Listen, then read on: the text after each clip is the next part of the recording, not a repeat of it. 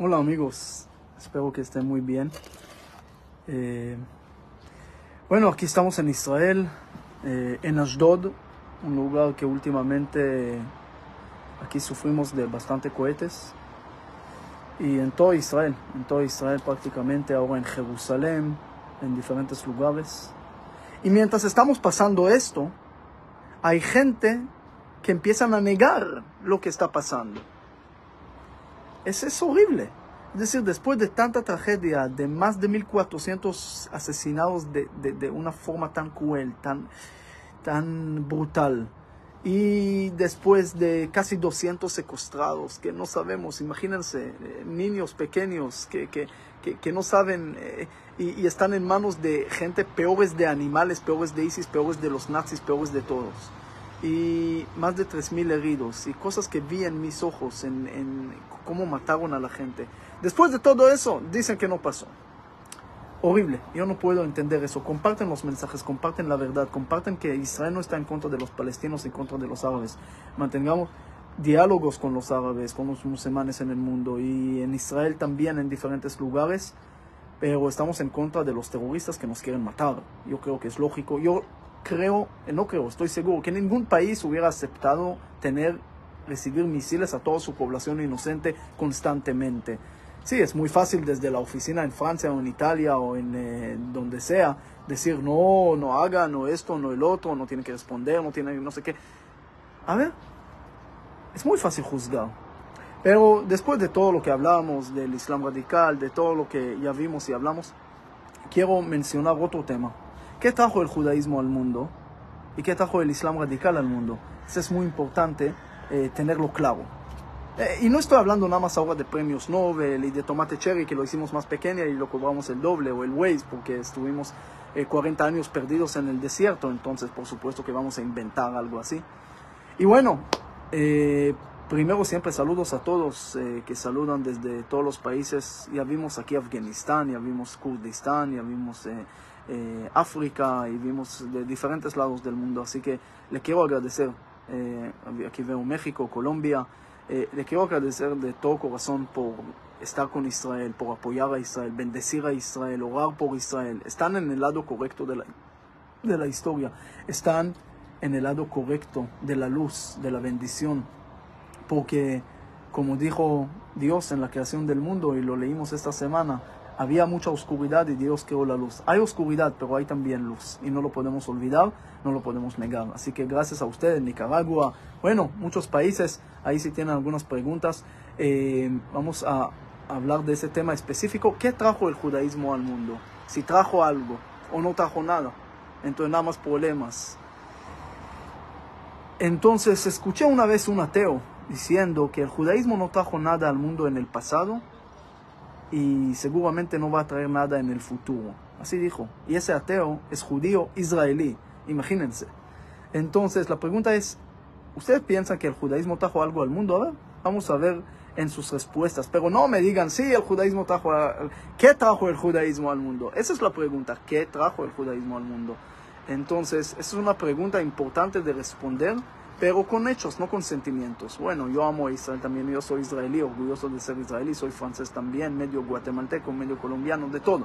Pero, ¿qué trajo el judaísmo al mundo? Entonces siempre algunos me dicen, mira, creer en un solo Dios, ¿eso es bueno o malo? Es decir, creer en un Dios trajo problemas al mundo, porque empezó una competencia. Antes había muchos dioses, entonces no había tanta competencia. Un solo Dios, hay demasiada competencia y cada uno quiere matar al otro. Entonces no sé si es bueno o malo. También filosóficamente, tener un solo Dios es malo, porque tener muchos dioses es muy fácil responder a por qué pasan cosas malas en el mundo. Porque hoy Dios de la oscuridad estaba despierto con mucha fuerza y Dios bueno estaba durmiendo. Hay muchos dioses. ¿Y por qué saliste tan feo? Porque Dios de la belleza estaba dormido cuando nací. Bueno, hay siempre respuestas de responder cuando hay muchos dioses, pero cuando hay un solo Dios y supongo que es bueno, entonces ¿por qué pasan cosas malas al mundo? Y pasan cosas malas al mundo, no podemos negarlo. Entonces, ¿por qué pasan tantas cosas malas al mundo si hay un solo Dios y es bueno, si tiene todo el poder? Entonces, bueno, las religiones inventaron lo que es el diablo. El diablo es malo y por eso vienen cosas malas. Espérense, entonces el diablo es autónomo, entonces ya estamos en una religión politeísta. Entonces tenemos que entender también esto muy bien. Entonces, ¿qué trajo el judaísmo al mundo? Me dicen, la ética trajo el judaísmo al mundo. No, espérense. Hammurabi, 400 años antes de la entrega de la Torah, ya habló de no robarás, no matarás y todas esas leyes. Entonces ya estaba. Los chinos, 1000 años antes, hablaron de amar al prójimo, honrar a los papás, y en diferentes lugares del mundo. Entonces el judaísmo tampoco trajo la moral y la ética al mundo. Y después de todo, el judaísmo está hablando sobre 0.2% de la población. 0.2, somos un error estadístico de un censo en China, porque si los chinos son 1.4 billones, nosotros somos 14 millones, entonces somos 1%, un error estadístico de un censo en China. Y estamos hablando de 0.2% de la población que vive en 0.005 del planeta durante 0.1 de la historia del mundo. Entonces, tal vez el judaísmo no es importante, tal vez problemas, y hay que eliminarlos y se acabó.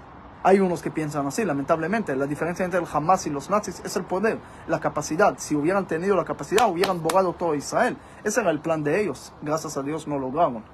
Y gracias a Dios, porque en la historia está llena de gente y de imperios grandes que trataban de eliminar al judaísmo y no lograron. Ellos ya no están, nosotros sí seguimos existiendo aquí. Entonces quiero hablar de una forma fría, calculada, científica, académica, histórica, que trajo el judaísmo al mundo. Entonces vamos a ver diferentes cosas que trajo el judaísmo al mundo para entenderlo, y cualquier pregunta aquí lo voy también a aceptar. No tienen que estar de acuerdo conmigo en todo, pero no es mi sentimiento por ser judío. Estoy hablando de una forma totalmente objetiva y lo vamos a juzgar de una forma histórica, totalmente fuera de sentimiento, como dije antes, o de emociones. Ok, primero, tenemos que saber que el mundo antiguo, los dioses eran todo. El humano, si fue creado según algunas mitologías, era para servir a esos dioses, para sacrificar cosas, niños, todo era para los dioses. Los dioses eran los importantes, el humano era nada. O llegó por error, o llegó por accidente, o por guerras entre dioses, o según la ciencia en la biogénesis, por accidente que llegó de otro planeta, y así está, ni modo que podemos hacer una parte de los animales y así.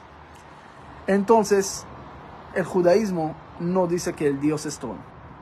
El judaísmo no pone a Dios en el centro, pone al humano en el centro. Y lo leímos esa semana. ¿Cuántos versículos hay en toda la Biblia sobre la creación del mundo de Dios? 35 versículos. Y cuando hay sobre el humano, más de 1500 versículos. Imagínense la proporción. Quiere decir, Dios no nos dice, ustedes tienen que creer en mí, perfecto, pero yo creo en ustedes, y eso es mucho más importante.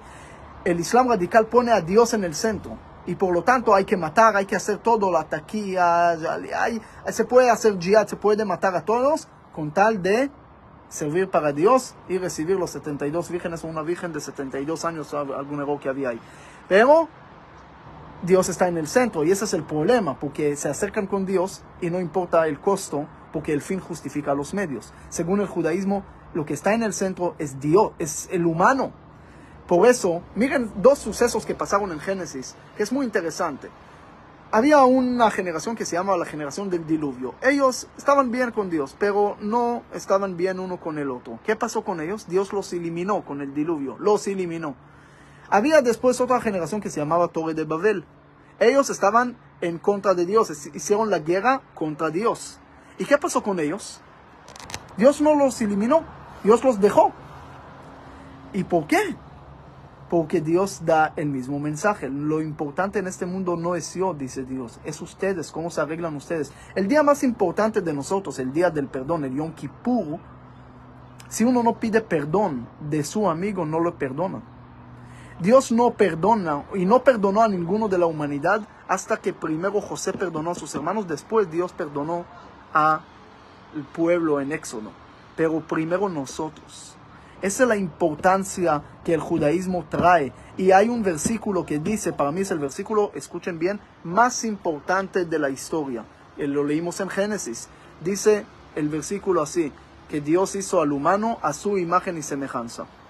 Para mí ese versículo es el más importante del mundo. ¿Por qué? Primero dice, ustedes saben que la Biblia no habla mucho, habla a veces en pocas palabras, pocas letras, hay que deducir y todo, pero hay muchas veces, más de 20 veces, que repite la prohibición de no hacer idolatría, de no hacer tselem, de no hacer ídolo, de no hacer todo ese tipo de idolatría, imagen y todo lo demás. Por eso hago video. ¿Por qué tantas veces Dios dice? La primera cosa que Dios le dijo al pueblo de Israel en el monte Sinaí cuando salieron de Egipto: no hagan imagen, no hagan otros dioses, no hagan tselem. ¿Por qué? ¿Cuál es el miedo de Dios que lo van a reemplazar por un cordero? ¿Cuál es el miedo? Ese versículo dice, la primera vez que aparece la palabra tselem, que es idolatría también, es sobre el humano, que Dios le hizo al humano a su imagen y semejanza. En hebreo dice, Betselem Elokim asa Hashem et Adam. Dios le dice al humano, tú sos el tselem, tú sos el ídolo, tú sos el centro, tú sos la fuerza de todo. Deja de adorar a todo lo de afuera, a idolatría, a piedras, a no sé qué, y perder el fuerza. Deja de creer en mal de ojo y poner un ajo o un hilo rojo contra el ojo, porque tú tienes toda la fuerza. Deja de creer en todo lo de afuera, empieza a creer en lo de adentro. Entonces, primera novedad en ese versículo, Dios cree en el humano, y lo hizo porque dentro del humano existe también un Dios, porque nuestra alma, de todos, es parte de Dios. La parte de la obligación de creer en Dios es creer también en nuestra alma, que es parte de Dios. Entonces, primera novedad es Dios cree en el humano. El humano tiene un propósito aquí en este mundo. No llegó por un error, no llegó para complacer a los dioses. Llegó porque Dios le dio un propósito para completar la creación del mundo. Dios no quiere la gente pasiva que acepten sus decretos como Noé. Quieren a Moisés que discute y pelea, o Jonás. Y al final la profecía exitosa es aquella que no se cumple, no lo que se cumple, como de Jonás y no de Jeremías. Quiere decir, cuando el Moisés está enfrente de la zarza y ve el fuego, dice Dios, ¿por qué hay fuego? En otras palabras, ¿por qué hay sufrimiento? ¿Qué Dios le dice? ¿Te molesta el fuego? Vaya a apagarlo. Vaya a sacar el pueblo de Israel de Egipto. Yo creo en ti, tienes la fuerza, deja de ser pasivo, empieza a ser activo. Y por eso no preguntamos por qué pasan cosas malas. Tenemos que responder con acciones buenas y traer el bien al mundo. Eso es nuestra obligación. No filosofar por qué hay hambre, por qué hay guerra, por qué hay eso. Tenemos que hacer todo lo posible para mejorar el mundo y cambiarlo. Y no nada más rezar para Dios. Como dijo Dios a Moisés, deja de rezar, dile al pueblo que siga cuando estaban frente del Mar Rojo. No porque Moisés era tartamudo y hasta que terminen el rezo van a matar a todos. No, porque deja de rezar, hay momentos de actuar, hay momentos de acción. La fe sin acciones es como tener un Mercedes sin gasolina, es fe muerta. Entonces, por eso Dios le dice que el humano es como un Dios pequeño. Dios cree en él, y aquí hay una novedad fuerte, tremenda, que el humano está en el centro. Ojo, que el humano tampoco puede pensar que es Dios. Por eso Dios dice, no es bueno que el humano esté solo, porque va a pensar que es completo. Lo voy a dar a una mujer, y la mujer le va a enseñar todos sus defectos, y nunca va a pensar que es completo, porque somos humanos, todavía tenemos defectos, todos tenemos cosas para mejorar, y todos debemos de mejorarlo. Entonces, esa es una cosa importante que tenemos que saber. Por eso también hay prohibiciones en la Biblia: no comer esto, no hacer el otro. Y mientras uno es más elevado, como un sacerdote, tiene más prohibiciones. Un rey tiene más prohibiciones. ¿Por qué? Para que no piense que es Dios, para equilibrar el poder. De un lado sos casi Dios, del otro lado no olvides que llegaste al final de los animales, al final de la creación. Entonces hay un equilibrio siempre para recordar eso. También el pueblo elegido, pueblo de Israel, pero también pueblo de esclavos que salimos de Egipto. Hay siempre un equilibrio para no pensar que somos mejores, y esto. Segunda novedad en eso, que todos, hay una igualdad aquí. Todos llegamos del mismo humano. En el mismo versículo, Dios hizo al humano a su imagen y semejanza, no a un judío, sino a todos los humanos a su imagen y semejanza. Quiere decir que al final todos somos iguales. Al principio también podemos discutir, podemos pelear, pero queramos o no, somos lo mismo, llegamos del mismo ser humano. Y esto, en ninguna cultura antes existió esto. En Lejano Oriente existieron las castas, Shudra, Brahmana, y no pueden subir de castas, ni modo, eso es lo que hay. Naciste de la pierna de Dios, entonces sos de la Shudra y nunca puedes subir a ser Brahmin. Y había gente que eran impuros, los Dalit, eran impuros, y ni modo, no se pueden subir de nivel y de casta. Entonces dividieron el mundo en castas, y no nada más el Lejano Oriente. Los romanos también tenían los patritos y los pablaim. Y en Grecia también, la filosofía griega de Aristóteles, Sócrates, Platón, hablaron y escribieron que el esclavo nació para ser esclavo y no puede salir de su esclavitud, porque así nació. Entonces Entonces, eso también tenemos que saber. Y la Declaración Americana de 1776, cuando hablaron de igualdad, dijeron all the men, todos los hombres, las mujeres fuera, los negros fuera. Es decir, hasta hace 1886 por ahí, había un negro que quería ser aceptado en una universidad. Era un doctor, quería entrar a una universidad de Mississippi y lo mandaron al manicomio, porque ¿cómo puede ser que un negro piensa que puede entrar a una universidad de blancos? Es decir, la igualdad de los americanos en esa época no era fuera de los hombres, de las mujeres, y fuera los negros. También la democracia de Atenas era nada más hombres, sin mujeres, sin esto, sin el otro. Y así, en todos los lugares había siempre castas diferentes. Cuando el judaísmo fue el primero que dijo, primero el humano llegó por un propósito de Dios y Dios cree en él. Es un significado tremendo. Segundo, todos los humanos llegan del mismo origen y todos son iguales, no hay castas. No, hay Cohen, Leví, Israel, hay sacerdote, hay Leví, hay esto, pero es círculo.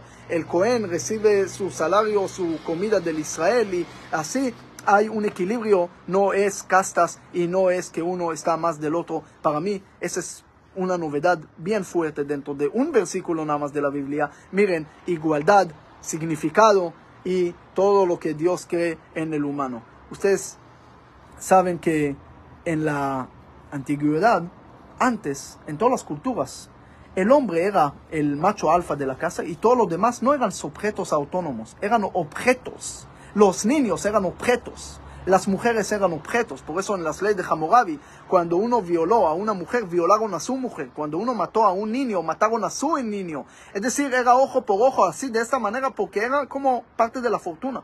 Por eso sacrificaban a los niños para los dioses, porque eran objetos del hombre. Las mujeres eran objetos del hombre. Es decir, ninguno era sujeto autónomo. Y por primera vez en la historia, el judaísmo trajo que todos son iguales, que todos llegaron del mismo lugar y todos son sujetos autónomos, ninguno es más del otro. Para mí eso también hay una historia de Gandhi en la India, cuando él quería liberar a los Dalit, a los impuros. Entonces cambió su nombre a Arjian, que son hijos de Dios, así los llamó, y que tienen todos los derechos, ¿sí? Pero estamos hablando nada más de nuestras generaciones, pero antes no. Y cuando la gente le dijeron, no, ¿cómo puede ser? Son impuros, eso tiene que, no pueden estar mezclados con nosotros. Dijo, señores, hermanas y hermanos queridos, siempre pensé que Dios es la verdad, pero hoy sé que la verdad es Dios. Es decir, hay cambios, pero todos esos cambios que hoy en día tenemos es gracias también al que empezó todo ese cambio con ese versículo de la Biblia. A su imagen y semejanza Dios creó al ser humano. A su imagen y semejanza, el significado, la importancia del humano, y a todo el humano la igualdad de todos. Segunda cosa, la evolución en derechos de mujeres.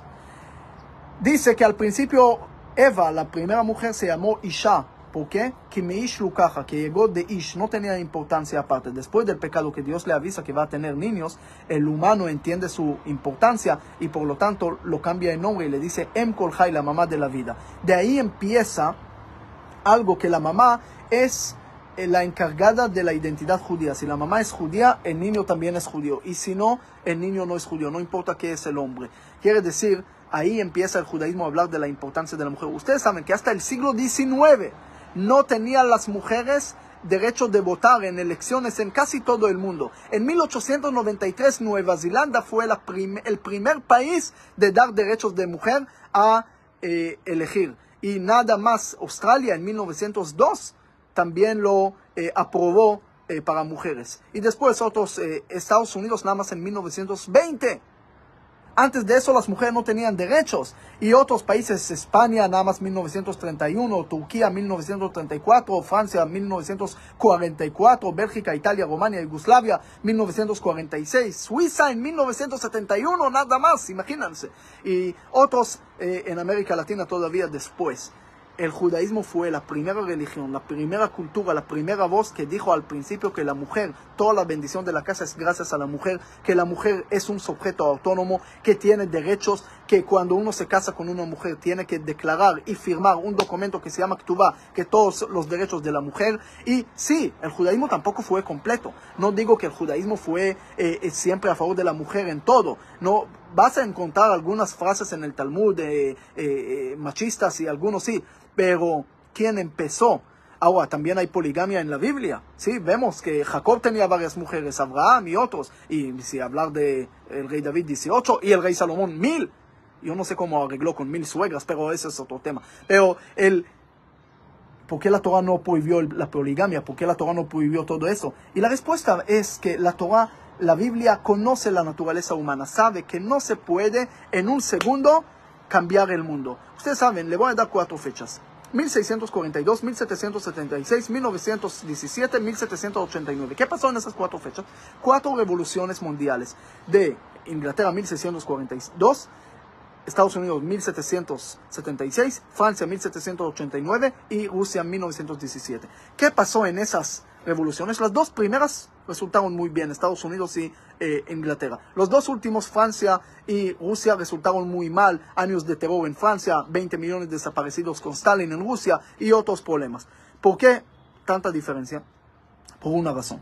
Porque Inglaterra y Estados Unidos se basaron en conceptos de la Biblia. Y lo podemos ver en todas las declaraciones de los presidentes. En la declaración de Estados Unidos, que todos fueron creados iguales, cuando la declaración francesa dice que todos nacieron iguales. No hay conexión con Biblia, con Dios, con nadie. Es decir, ¿cuál es la diferencia? Francia se basó en ideas como filosofía de Jacques Rousseau y Rusia Karl Marx y otros. ¿Cuál es la diferencia? Los filósofos tenían ideas muy lindas como emancipación, comunismo y cosas lindas, pero no puedes pensaron que pueden cambiar el mundo en un segundo porque tienen ideas lindas. ¡Imposible! La Biblia no cambia el mundo en un segundo. La Biblia cambia el mundo y eso se llama la evolución de la ética. Por eso podemos encontrar en la Biblia sacrificios, podemos encontrar esclavos, podemos encontrar cosas machistas, podemos encontrar muchas cosas, pero podemos encontrar el comienzo de ese desarrollo para un mundo mejor que tenemos hoy. Quiere decir, le voy a dar un ejemplo. Dios le dice a Abraham, agárrate a tu hijo y sacrifícalo. ¿Para qué? Ese no era prueba. Todo el mundo sabía y todo el mundo sacrificaba a sus hijos. Lo podemos ver en todos los lugares del mundo, lo podemos ver porque todos los humanos sacrificaron y todas las culturas en esa época sacrificaron en Mesopotamia, la India en África, los finicos, los chinos antiguos y Papua Guinea, la Gaay, yo estuve ahí hace poco, los aztecas en México, maya en Guatemala, la Inca en Perú y muchos sacrificaron los hijos. Y hasta lo hicieron sufrir los cananitas porque las lágrimas trajeron lluvia después. No era la prueba. Dios le dijo a Abraham, agárrate a tu hijo y sacrifícalo para que todo el mundo escuche. No lo hagas. Esa frase, Dios no quiere que mueras y mates por mi religión. Quiero vida por mi religión. Ustedes saben que mi hijo nació en Shabbat en Guatemala y el doctor me dijo, ¿cómo llegaste aquí? Le dije, con el carro. Dijo, pero es prohibido para ustedes. Dije, el mismo que me prohibió, me obligó a venir en carro de Shabbat cuando hay riesgo de vida, porque la religión viene para traer vida al mundo y no para traer muerte al mundo. Por lo tanto, ahí Dios le dice a Abraham, agárrate a tu hijo y sacrifícalo para que todo el mundo escuche. No lo hagas. Ese es un cambio, pero no se puede cambiar el mundo en un segundo. Cuando uno deja de fumar, empieza a engordar, porque tiene que tener alguna alternativa. Entonces Dios le dice, agárrate a los animales, sacrifícalo. Pero dice el profeta Jeremías, ese no era el ideal. Eso era un paso de transición para llegar al sacrificio en los labios. Como dice el profeta, pagaremos los sacrificios en nuestras oraciones. Eso era lo ideal. Quiere decir, y también según eso en el templo, están muchas explosiones aquí, en el templo dice, según Maimónides, espero que no va a haber alguna sirena aquí, se escucha muy fuerte las explosiones. Según ¿qué iba a decir? Según Maimónides, en futuro no va a haber sacrificios en el tercer templo, va a ser algo espiritual y no material. Quiere decir, el mundo, la Torah empieza a evolucionar la ética poco a poco, paso a paso. Hoy en día, si no sacrificas a tu hijo, es gracias a Abraham, que empezó en un mundo que todos sacrificaban humanos y niños. Primero, para decir en voz clara que Dios no quiere esos sacrificios, Dios quiere vida, Dios no quiere muerte. Y por eso también cuando hablamos de esclavos, la Torah de alguna manera dice que sí se puede tener esclavos, ¿verdad? Pero todos tenían esclavos, no se podía eliminar ese tema de esclavos en un segundo. Pero aquí viene el tema, la Torah mete muchas condiciones, la Biblia, para que poco a poco la esclavitud fue eliminada. Por ejemplo, mete que obligatoriamente el día sábado también el esclavo tiene que descansar. ¿Qué hizo esto? Que empezó a probar la libertad y ahí peleó para conseguirla después. La Torah trae tantas prohibiciones y condiciones. No puedes hacerle trabajos forzados. Tienes que darle de comer antes que ti. Tienes que darle la única almohada si tienes en la casa. Y muchas cosas que tienes que dar al esclavo hasta que el Talmud dice que es como tener otro dueño. Entonces poco a poco la gente dejaron los esclavos. Pero la Torah fue la primera que empezó un proceso para anular la esclavitud, cuando todo el mundo tenía esclavitud. En todo el mundo, nada más al principio del siglo XVIII, cuando en Inglaterra llegaron de Estados Unidos y empezaron a hablar en contra de la esclavitud. Otro desarrollo que sí la Torah, la Biblia menciona, pero la Biblia empezó un proceso en un mundo.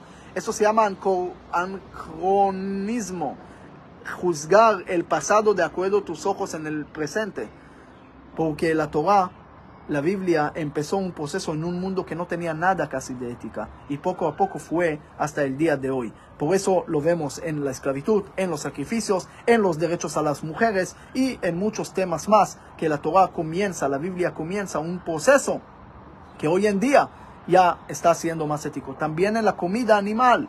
Se puede comer animal, no es lo ideal, al principio era prohibido. Después, ni modo, todos comen, pueden comer. Pero hay muchas leyes de kashrut para complicarte la comida animal, para que no lo comas y que poco a poco vas a dejarla.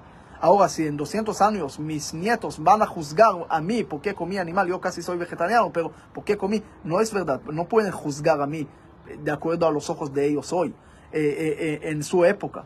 Pero en 200 años va a ser como un asesinado, porque va a haber carne artificial y todo, vamos a imprimir en la casa, entonces no va a haber necesidad de matar animales. Entonces la ética no es absoluta, va desarrollando, y la Torah comenzó todos esos procesos, como mencioné ahora, derechos a la mujer, sacrificios humanos a las oraciones, esclavitud y todo lo demás, que es también muy importante. Otra cosa importante que trajo la Biblia y el judaísmo al mundo. Otra cosa que trajo el judaísmo al mundo, no menos importante, la educación obligatoria a los niños. En la época del el primer y el segundo siglo, el rabino Shimon ben Shattach y Yoshua ben Gamla eran los primeros que pusieron colegios para niños. Antes no existía eso, no existía. La gente no, los niños no, por eso la mayoría no sabían leer y escribir. Una de las razones por qué los judíos estaban desarrollando más, porque escribieron y leyeron y estudiaron de edad muy temprana. Entonces, esa es otra cosa muy importante que el judaísmo trajo al mundo. Ahora, por eso le dije a ese ateo, si usted piensa que el judaísmo no era necesario para el mundo, y usted hoy en día no sacrificas a tu hijo, respetas a tu mujer, no tienes esclavo en la casa, entiendes que tienes un propósito en el mundo, entiendes la igualdad entre todos los seres humanos, todas esas cosas tan importantes, tienes que decirle gracias al judaísmo que comenzó todos esos procesos en un mundo que históricamente no existía. Históricamente todo el mundo en esa época de la Biblia, hace más de 3000 años, sacrificaron humanos y niños. No había derechos a la mujer, eran objetos. Miren la serie de Hammurabi, Ornamo, Eshnuna y todo lo demás. Tenían esclavos hasta el siglo XVIII. No tenían, derecho de elegir hasta el siglo XIX. Y no había educación de los niños. Tiene que decirle gracias al judaísmo también a eso. Ahora, el monoteísmo también es algo muy importante, porque antes del monoteísmo, cuando había muchos dioses, como dije al principio, cuando había algo malo, la gente daban respuestas. Ese es Dios de la oscuridad, es Dios de la maldad, ese es Dios esto, es el Dios el otro. Cuando hay un solo Dios y es bueno, debemos de encontrar respuestas por qué pasan cosas malas y tenemos que mejorar el mundo. La gente empezaron a mejorar el mundo a través también de esa idea de entender que ellos deben responder porque Dios cree en ellos, que se conecta con la imagen y semejanza hizo Dios el humano. Ahora también, si hay un solo Dios, no hay jerarquía arriba en el cielo, tampoco tiene que haber jerarquía abajo. Y ese es lo importante que tenemos que saber. La Biblia no inventó la ética, inventó el desarrollo de volver al mundo más ético y el equilibrio entre los derechos humanos de John Locke, de la libertad, el liberalismo y todo está en esos versículos de Génesis. La separación de poder de Montesquieu está con Moisés en su último discurso que habla de la separación del poder y todo eso. La síntesis de Hegel entre todos los sistemas del mundo, que hay que entender el equilibrio entre comunismo y capitalismo. El judaísmo de un lado te deja ser rico y puedes ser rico y no es ningún problema. De otro lado no olvides al huérfano, a la viuda y a todo lo que tienes que ayudar. Así responde entre los problemas que había el comunismo, que mató la motivación de la gente a trabajar, y el capitalismo, que volvió a la gente adicta al trabajar. Mezcló y hizo un síntesis entre realismo y empresarialismo, entre individualismo y colectivismo. Lo digo en hebreo, individualismo y colectivismo. ¿Qué quiere decir eso? La generación del Torre de Babel, o la generación del diluvio, eran cada uno individual. Vamos cada uno aparte, cada uno no importa, uno para el otro es lobo, y no importa si roba, hacerlo con tal de vivir. La selva, la mano oculta de la economía, como la selva de Adam Smith, ¿sí? Así tenemos que funcionar. Estamos todavía en la selva, cada uno tiene que ver y velar por sus intereses. Esa era la generación del diluvio, un extremo. Vieron eso la generación de Torre de Babel y dijeron, no, vamos todos juntos a unirnos a hacer una sola cosa. Colectivismo, tampoco. La idea es mezclarlo, como Moisés hace en las últimas 2 preceptos de la Biblia. Él dice así, después termino esto y voy a subir a la gente que quieren preguntar, pueden pedir y pueden subir en vivo, lo puedo subir para que hagan algunas preguntas. Entonces, Moisés dice que las últimas 2 preceptos de la Biblia, de los 613, uno es congregar a todo el pueblo de Israel y el otro es escribir un libro de Torah. ¿Qué es esto? Congregar a todo es colectivismo, sos parte de todo el mundo, sos parte de una pertenencia general, perteneces a un mundo que empezó de un solo origen, es muy lindo. De otro lado, no olvides de tu especialidad como individual. Eso también es importante, por eso tienes que seguir escribiendo tu historia. Todo lo que ya escribiste, perfecto, pero tienes que seguir todo lo que ya vivieron los antepasados y toda la historia, perfecto. Pero ahora, ¿qué es el futuro? Eso depende de ti. Y por eso, como le conté una vez de John Maxwell, la historia más grande jamás contada, que es lo que nosotros tenemos, el libro vacío que me entregó, que no tenía nada, como la historia del pueblo palestino del Hamas. Entonces, un libro que estaba vacío, porque me dijo, esa es la historia más grande jamás contada, lo que tú tienes que seguir escribiendo en tu historia. Y bueno, hasta ahora hablamos del pasado. Ahora también importantísimo que el judaísmo nunca hizo proselitismo, nunca, y no hacemos, y no hicimos, y no vamos a hacer. Y no vamos a judaizar al mundo, no queremos hacer eso. El Islam divide el mundo en 2, lo que son musulmanes y lo que no son. Lo que no son, o hay que matarlos, o que sean bajo del Islam, que algún día van a ser musulmanes. Por eso el problema del Islam radical no es de Israel nada más, es de todo el mundo cristiano también y de todo el mundo entero. Es una amenaza porque ellos lo dividen así. El judaísmo nunca hizo proselitismo. Respeta a todas las religiones, como el cuento de Saladino que conté, que aquel que trae bendición y paz al mundo está en lo correcto, está en el original, y eso es lo que tiene que saber y eso es lo que tiene que tener. Por eso tenemos que entender aquí todos esos aportes que mencioné en la historia del mundo que el judaísmo trajo. Ahora, ¿qué va a traer el judaísmo en el futuro? Eso no es menos importante, ¿verdad? Vamos a ver en un rato a ver qué puedo agregar ahí. Bueno, dice ahí, ¿qué va a pasar en el futuro? Si alguien lee un poco de los futuristas, ¿sí? Son gente hoy en día que escribe sobre el futuro, como Michio Kaku, como Ray Kurzweil, David Pesig, Yuval Harari y otros, es una tragedia, es triste. No va a haber esperanza al mundo, porque la inteligencia artificial no va a reemplazar por totalidad, va a hacer todo mejor sin pedir salario, comidas, fiestas y derechos y prestaciones y 1000 cosas, va a hacer todo mejor y el humano va a quedar solo. Escríbenme una cosa, ¿por qué vamos a necesitar el humano muy pronto? No vamos a necesitarlo. Los algoritmos lo van a hacer mucho mejor.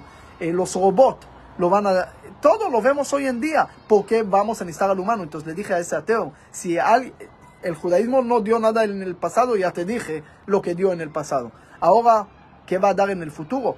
Entonces me dices que no lo van a necesitar. A ti no te van a necesitar. Dame una cosa, ¿por qué te van a necesitar?